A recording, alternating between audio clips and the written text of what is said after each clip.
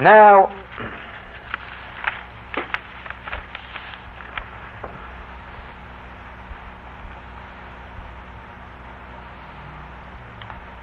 I then am Melchizedek.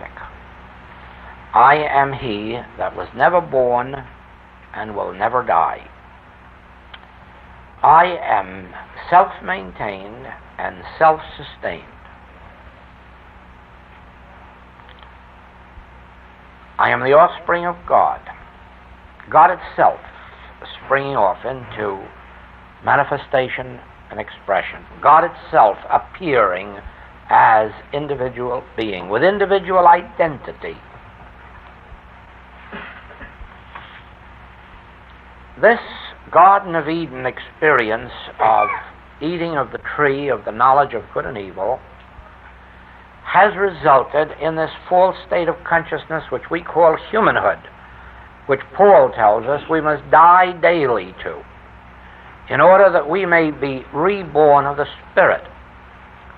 And in this state of humanhood, we are interdependent. We need each other. We not only need each other, we need things. We need money. We need this. We need that. And all of human experience is a going out and getting it. Of course, in the first stage, we are honest and we're told to earn it. When earning it doesn't come easy to us, we develop tricks to earn it legally, but not too honestly.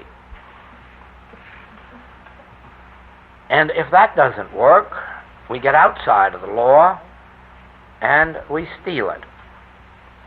If that doesn't work, we go out and kill for it.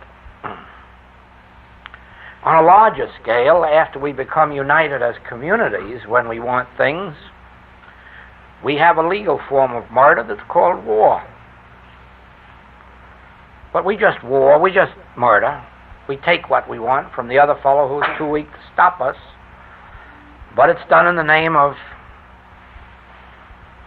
the cross, or the red, white, and blue, or the pink and green. That's humanhood. To those who are on the spiritual path, there is another way. How did those on the spiritual path get there? And there is a part of your history of reincarnation. Only in our work we call it unfolding consciousness.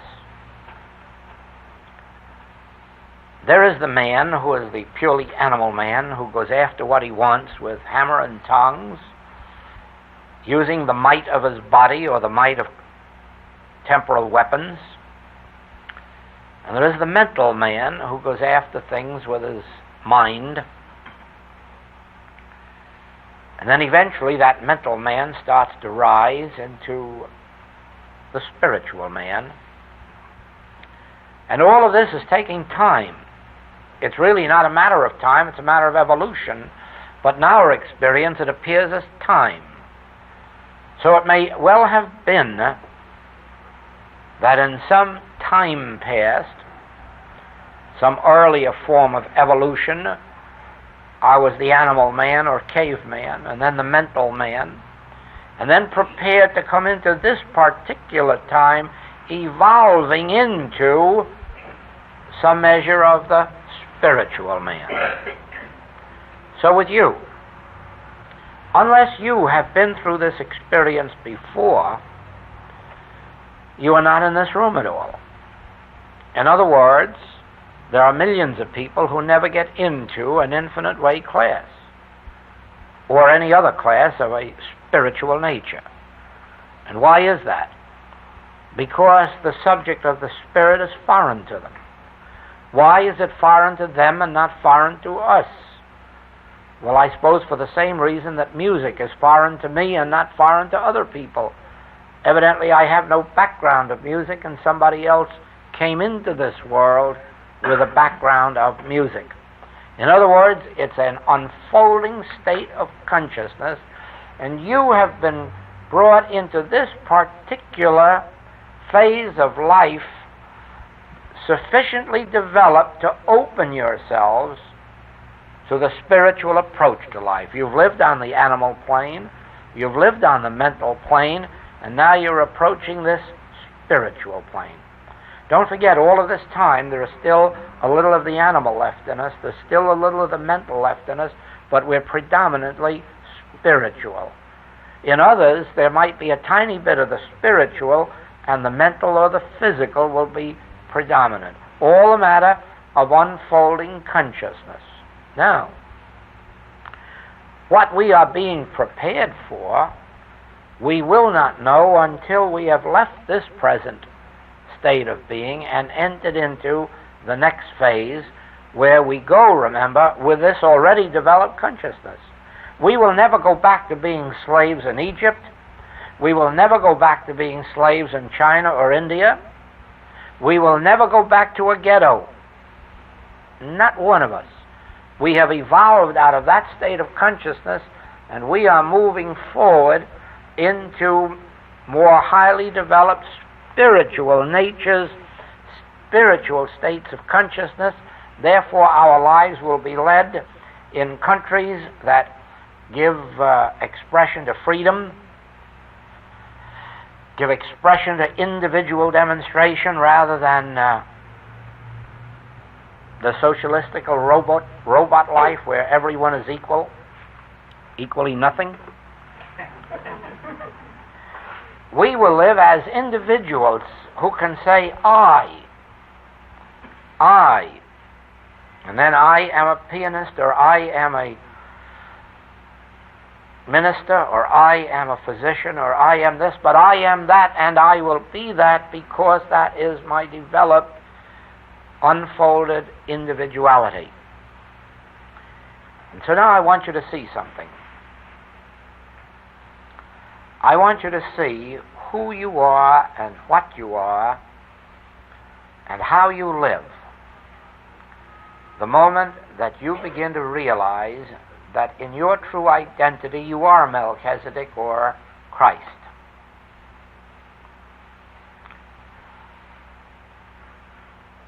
And so we are going to start with the word I, and each of you, inwardly and silently, will say I. Softly, gently, I meaning myself, my true identity. My eyes are closed to all outer appearances.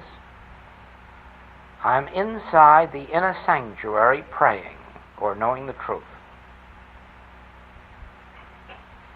I am alone with God. I and my Father are one, not two. I and my Father are one. Son, all that I have is thine. For I am thou. I am thy being. Even your body is the temple of the living God which I am.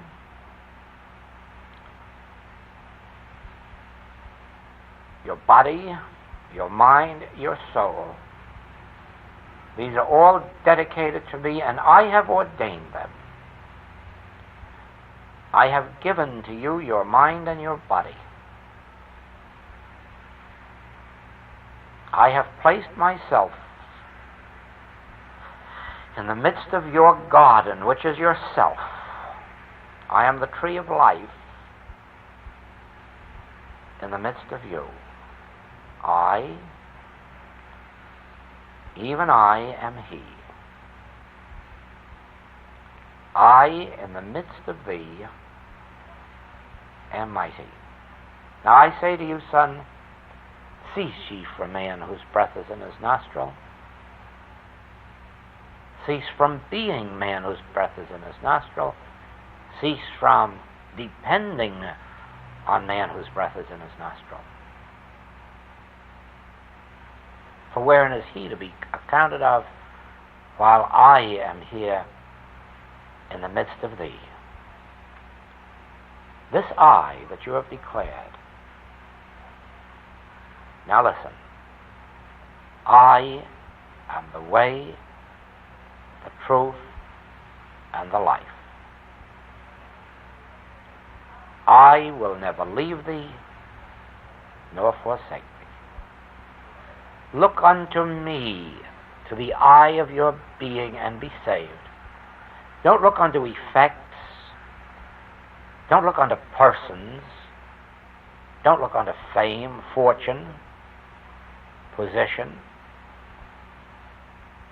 Look unto me, for I in the midst of thee am your bread, your staff of life. You need not earn your bread by the sweat of your brow. Work, but enjoy it. Work and love it, but never feel dependent on it for your living, for I am living you. I am your living. I am your being. I am the substance of your body. I am that which beats your heart. I am that which functions every organ and function of your body. I didn't make your body and then leave it to control itself.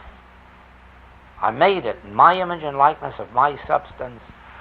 I formed it even in the womb. Did you not remember that passage of Scripture? I knew thee before you were conceived in the womb. I formed your very body in the womb. I have never left it, nor forsaken it. Many times you have left me. Many times you have made false gods, golden gods, silver gods, pill gods, powder gods, and plaster gods, and look to them for health, for peace, for joy. And yet I am the bread of your life, the very staff of your life. You have looked outside for pleasures, and yet I am the wine of inspiration.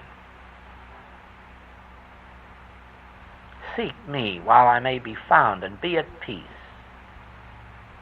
I will keep him in perfect peace whose mind is stayed on me. I am thee.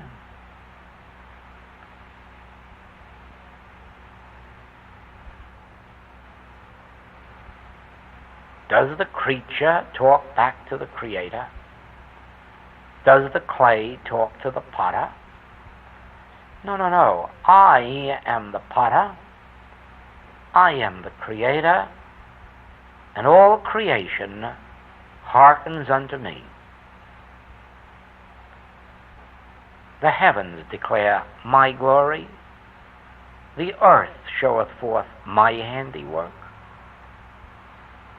The birds in the air, the fish in the sea, these testify to me in the midst of you.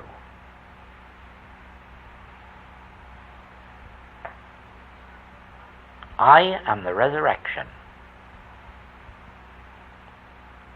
I restore those lost years of the locusts. The only reason there were locusts was in your forgetting of me and looking to outside sources. I have no pleasure in your dying. Turn ye and live. For I, Melchizedek, I, the Son of God, I in the midst of thee am mighty. Know ye not that God gave me dominion over everything on earth, everything in the sky, everything in the waters beneath the earth? I am the law. I am the prophets. I am the way.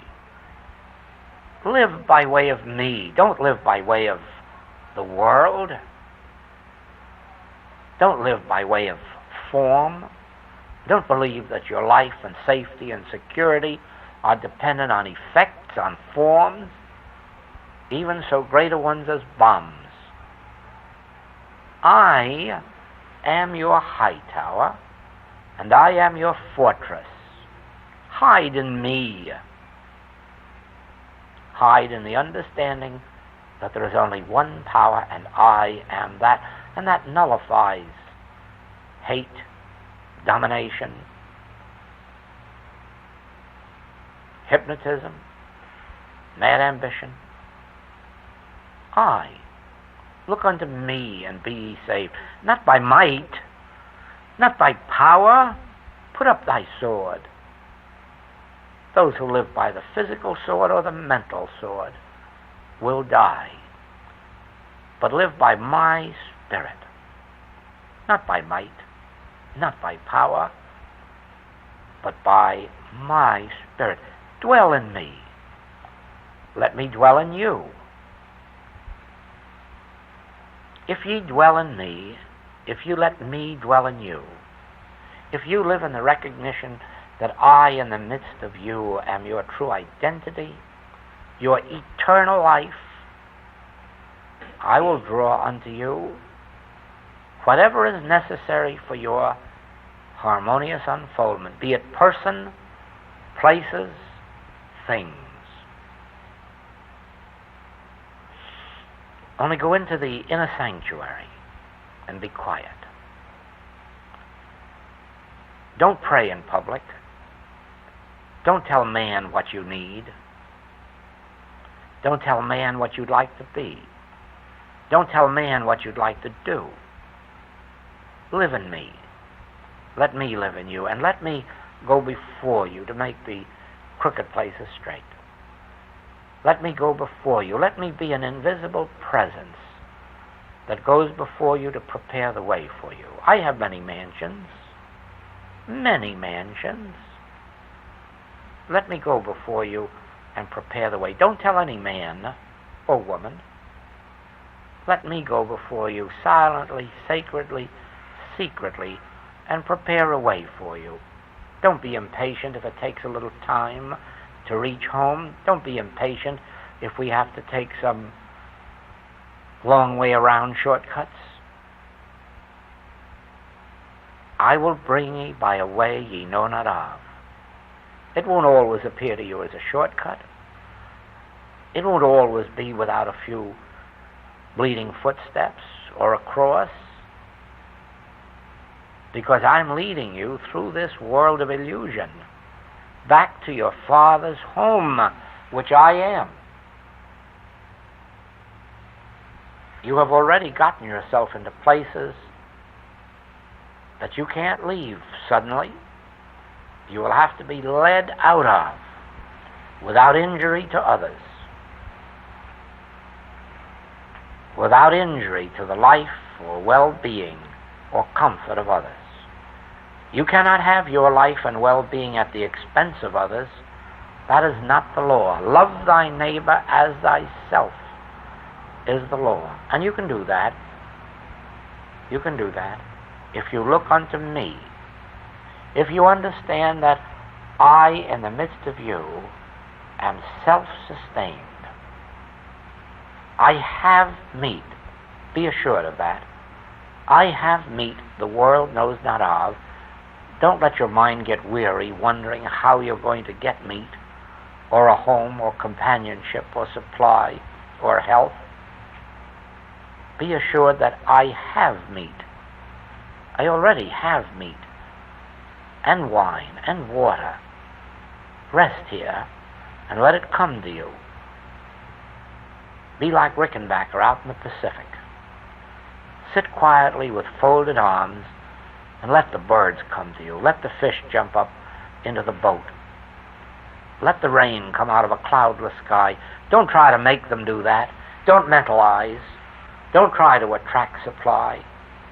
Not mentally, not physically.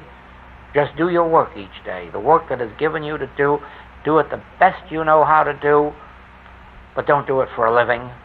Do it for love. Let the living be the added thing. For I, your Father which art in heaven, I which am in the midst of you, I know your need before you do. It is my good pleasure to give you the kingdom if you abide in me and let my word abide in you. I give you John 15 for your shibboleth, for your password. If you live in me, live in the realization that this I in the midst of you is me, this I in the midst of you is God, this I in the midst of you is ordained of God, for God is both the Father and the Son. God is both the giver and the gift. Trust this I in the center of you. Trust it with your secret desires, but don't let your secret desires be aimed at persons or places or things. Your secret desires must be for rest in me, peace in me, satisfaction in me, joy in me, to prosper in me. Let me be your meat, your wine, your water. Take no thought what you shall eat. Take no thought wherewith you shall be clothed. Take no thought about your housing or your companioning. Tabernacle with me. For I, in the midst of you, am your very life. I am that which prospers you. I am that which draws unto you all that is necessary for your spiritual development and unfoldment. Oh, if there be 40 years of wilderness before you reach the promised land, be patient. Be patient. You have made this wilderness through which you must be led. If there is the experience of the cross, take it. You've brought it upon yourself, and it's just another way out. For I, in the midst of thee, will never leave thee nor forsake thee.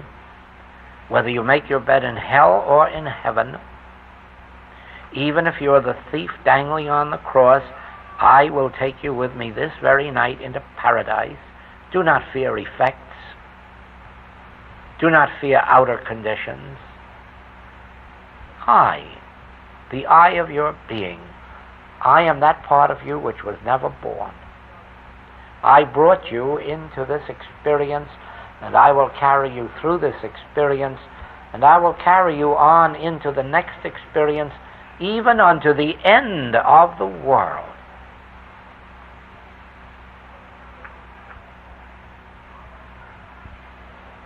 Have I been so long with you, and you have not known me? Have I been so long with you, and you haven't recognized I am Melchizedek, I am Christ, I am the spiritual Son?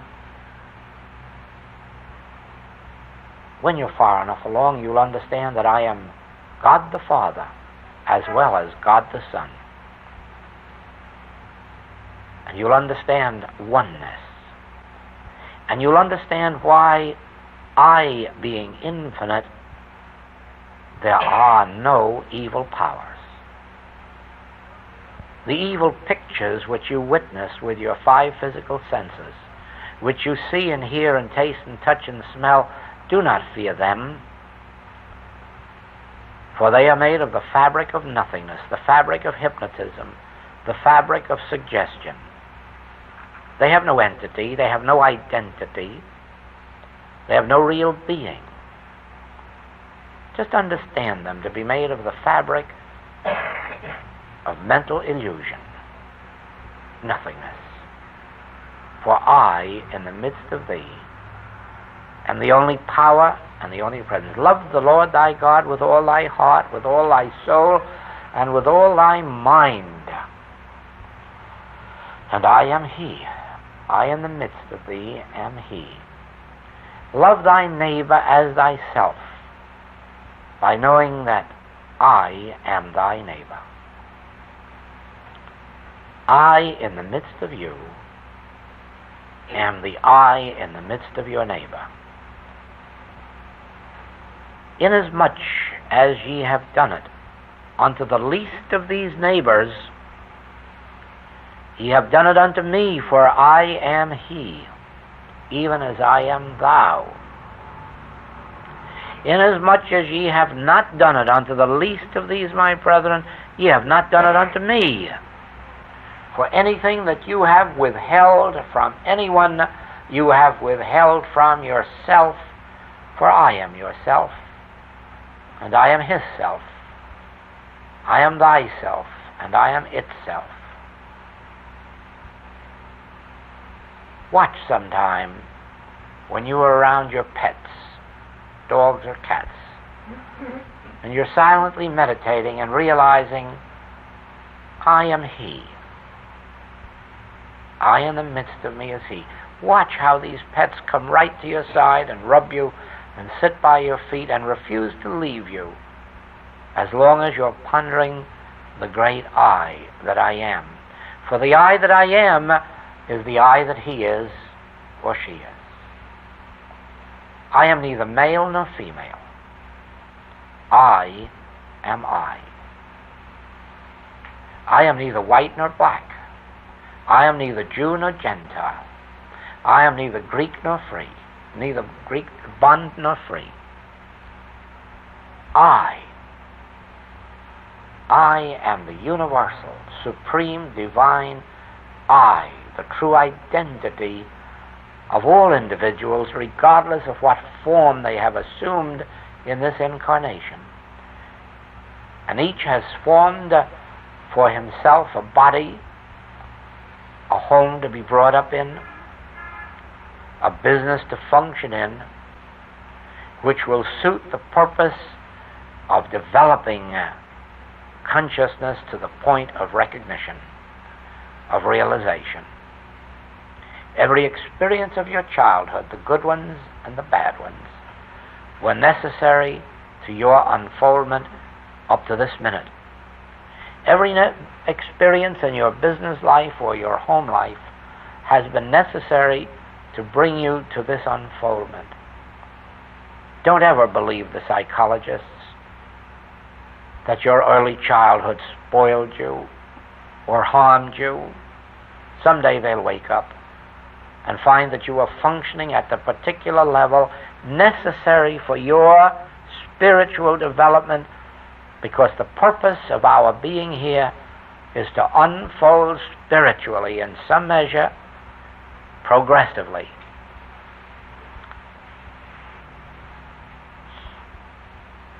Awake, thou that sleepest. Awake. And when you awaken, you will see him as he is, and you will be satisfied with this likeness. For I am he. I, God, am your neighbor. I, God, am your pet. I, God, am the substance and intelligence of your life. And that's why I promise you that I will never leave you nor forsake you. But don't turn away from me. Lot's wife did that. She looked back, away from me, and she was lost. All those who put their hand to the plow must make up their minds never to turn back. Never. The way is straight and narrow, and few there be that enter. But those few are those who attain. And when they attain, what is it that they have attained? Awareness of me. Realization that I in the midst of them am mighty. Realization that I am in the midst of them. That I have been with them since before Abraham. That I will never leave them nor forsake them.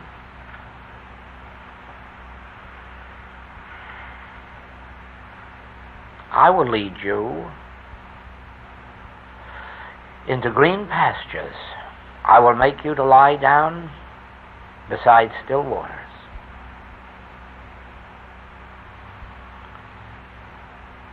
But go back to the 15th chapter of John and read again that this is only true if you abide in me, and if you let me abide in you. And how do you do this? Recognize me. I in the midst of me feeds me and clothes me and houses me. I in the midst of me carries me all around the world with this message. I in the midst of me has never been limited. I in the midst of me has provided me with everything necessary and even the audiences necessary to hear the message. Even in faraway Fiji, I in the midst of me gave me 300 high school students to talk to. I in the midst of me has carried me around the world. For I is not dependent on man whose breath is in his nostril. I in the midst of me need not advertise itself. I in the midst of me dwells secretly, sacredly, silently, abiding in me and I in it, and together we two which are one walk this earth. But I am my neighbor, and so I am I in the midst of you. Therefore we be brethren. We are of one spiritual household. We have one common Father.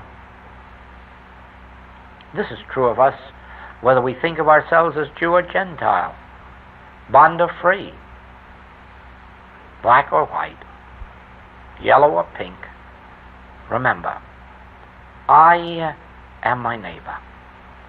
And everything that I do unto my neighbor, I'm doing unto myself.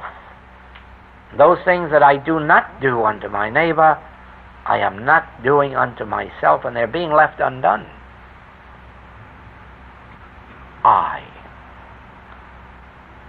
I in the midst of me is the spiritual Son of God, the Christ, Melchizedek, he who was never born, who will never die, and who will always be invisible.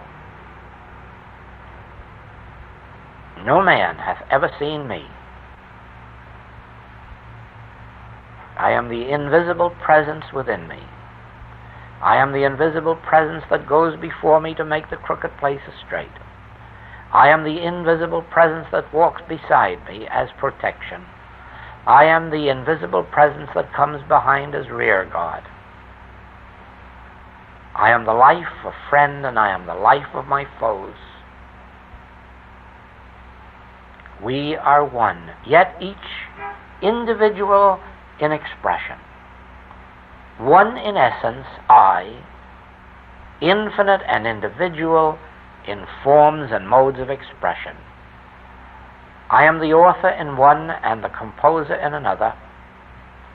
I am the healer in one and the minister in another. I am the painter in one and the poet in another. I am the inspiration in everybody who seeks inspiration. I am the inspiration unto my life. I can close my eyes at any time of the day or night and turn to this infinite invisible within me and receive new illumination, new light, new health, new strength. And so can you, for I am you. I in the midst of you am mighty. Cease ye from man whose breath is in his nostril. Remember that my kingdom is not of this world.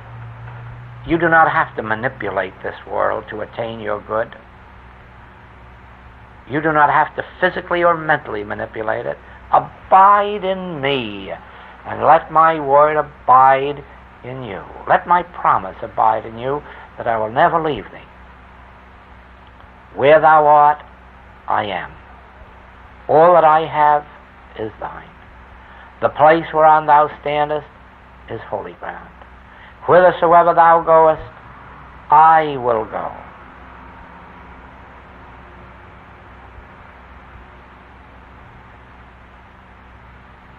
learn to live with this I in the midst of you. Learn to love it. Learn to look to it for all inspiration. If it's an idea for a book or a painting, if it's an idea for business, an idea for law, regardless of what it is, learn that I encompass it. And this I is within you. And then, if it's necessary to find a textbook, if it's necessary to find a teacher, if it is necessary to find a publisher, whatever it is, turn within, and I will appear outwardly as that form. Don't go out looking for the forms. Turn within and look for me, and I will appear outwardly as that form necessary to your unfoldment at any moment. That's who Melchizedek is. That's who Christ is.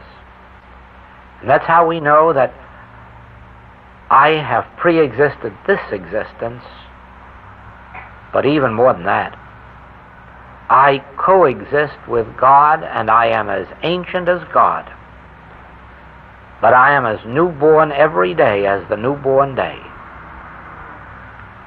Every day is a new day, a God day. Every day we are renewed with His Spirit, the Spirit that I am, so that we are never old, we are never aging.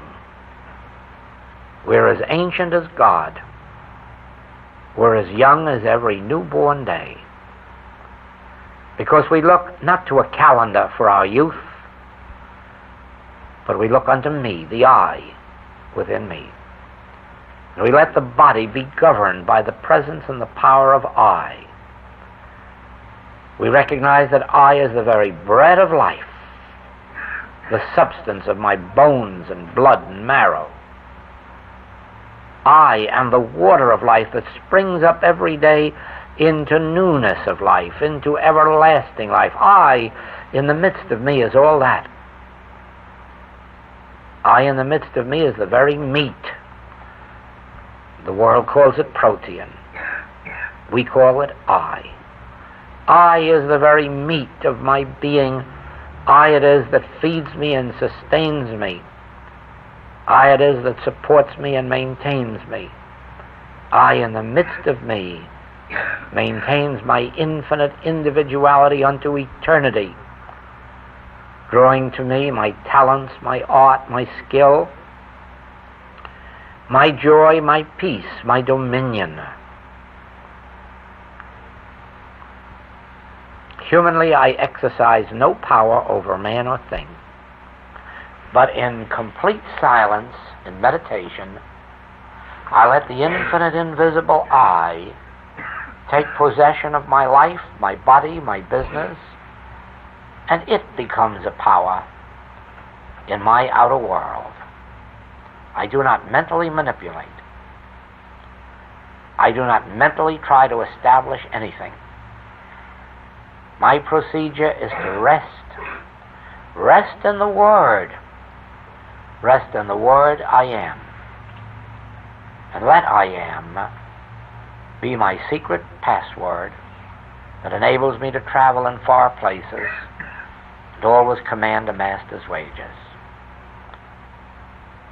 Without ever saying it, without ever voicing it, without ever letting anyone out on the street know my secret, I walk always secretly and sacredly in the realization that there is an invisible I. It is the I of me and the I of my neighbor, the I of my friend and the I of my foe. This is the secret of the spiritual life. This is the secret of the mystical life. And this is the secret of the experience called death. We never discard our form. Our concept of form. Will you remember the one we discarded when we were 3 years of age? And then one we discarded when we were 13 years of age? And one we discarded when we were 21 years of age? And another we discarded when we were in the 40s? so we keep on discarding these concepts of form, and yet I go on forever, and I always have form. I am always embodied as form. I can never lose my form any more than I can lose my identity.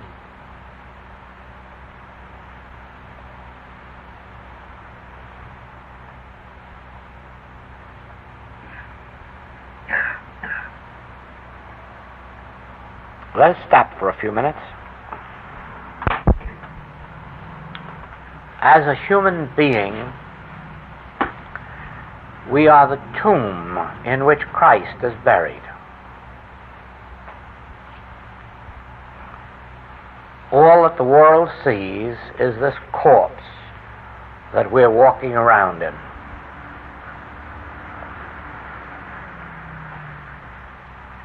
Within us, in this tomb of human selfhood, is the Christ. And in certain moments of our lives, such as can well happen this evening, an experience takes place, and then in the morning, when we look in the mirror, we will recognize, I am not here anymore. I am risen. I'm no longer buried in the tomb of a body. I'm no longer subject to its limitations. I might even lay my wallet out or my checkbook and realize, just think, I was living inside of you, limited by your dimensions. Verily, even my wealth was a tomb in which I was buried. And now I am not there. I am risen. And this form now is a vehicle unto me, just like my automobile. And this money, this is a tool or an instrument, a medium of exchange, something given to me to use like streetcar transfers. For I'm no longer circumscribed or limited by what looks like a bank account or a finite body. Now I'm outside of these. I have risen. I'm no longer in the tomb of finite belief. I'm no longer entombed in a body of matter. I'm no longer entombed in a checkbook. Now these are my servants. Now these are the tools given me for my everyday life. For I know myself now, I am He. I am the child of God, heir of God, joint heir to all the heavenly riches. I have been given dominion over this body, and over every body under the sea and on the land and in the air. I am free. I have found my freedom in Christ, in my Christhood, in the realization of my true identity as I am free. As the child of God, I am free, and I no longer live under the law, but under grace. I am no longer under the law of limitation. I live under grace. Thy grace is my sufficiency. And now I understand what it means. Where the Spirit of the Lord is, there is liberty. Where is the Spirit of the Lord? Wherever I am comfortably seated, realizing the nature of my true identity, there is the Spirit of the Lord. And then as I get up and walk and carry with me the realization the Lord in the midst of me is mighty, I in the midst of me is mighty, there's the Spirit of the Lord. And where the Spirit of the Lord is, there is liberty. Make a transition tonight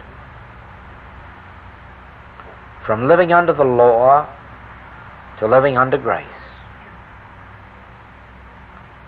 consciously remember, I am not under the law. This means all kinds of law. Medical law, infection, contagion, heredity.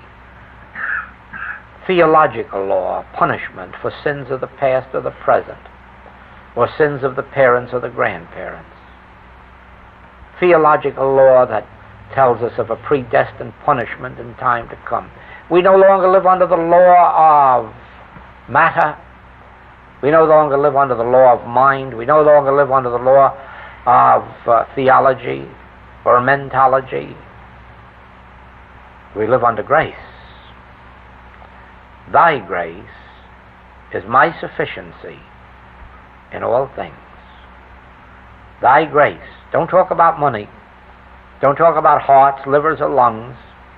Thy grace is my sufficiency in all things, in health and supply, in companionship, in freedom, in joy, in peace, in dominion. Thy grace. I no longer live under the law. I am Melchizedek. Everything that has form must pay tithe, honor unto me. I no longer even pay tithes unto Abraham, and he was the father of the race. For I am greater than the father of the race, for I am I. I am Melchizedek, the unborn, the undying. I am the Spirit of God in me. I am true identity. I am spirit. I am the very soul of my being, the very life of my being. I am under grace of God. I live not by taking thought, for who by taking thought can add to a stature 1 cubit. I do not live by taking thought for supply, for God's thoughts are far greater than my thoughts, and I live by every thought that proceeds out of the mouth of God, every word, which is grace. I live my life listening to that still small voice. I need not hear it audibly.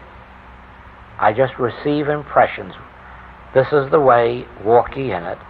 This is the time, make your move. I will never leave thee nor forsake thee. Do not fear to step out on the waters of spirit. Remember, you can only fail, and there's no disgrace in failing. There's only disgrace in not trying. Everybody stumbles a little bit as they go on.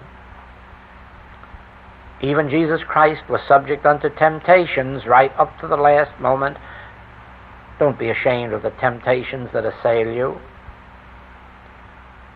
Don't tell them to everybody that comes across your path. Have one secret spiritual confidant, either your teacher or a student on your way, but only one